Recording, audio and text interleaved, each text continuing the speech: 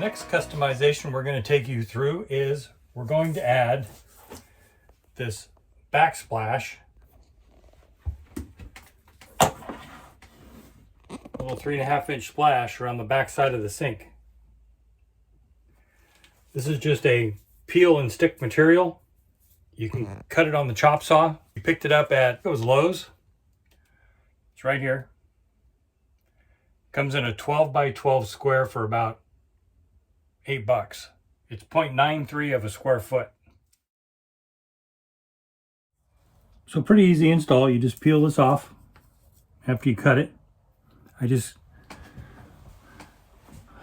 cut it with a chop saw and a razor blade knife on the inside corners. So you just want to make sure you get everything lined up right. Make sure you get these tight so they look like the factory ones. And then just kind of massage it in place.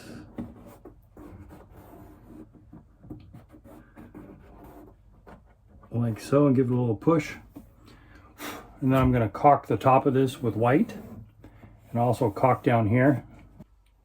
I just have to finish up this end here and then bring this piece across here to the end of the counter, like I did over here. And we will be golden.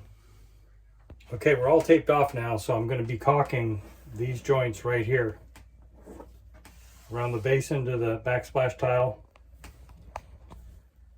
across the top, around the outlet, down the side, and then back across here.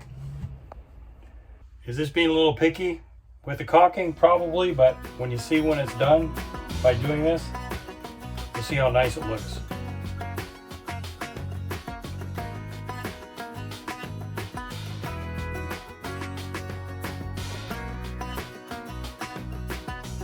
All right, the caulking is complete. Now time to pull the tape off.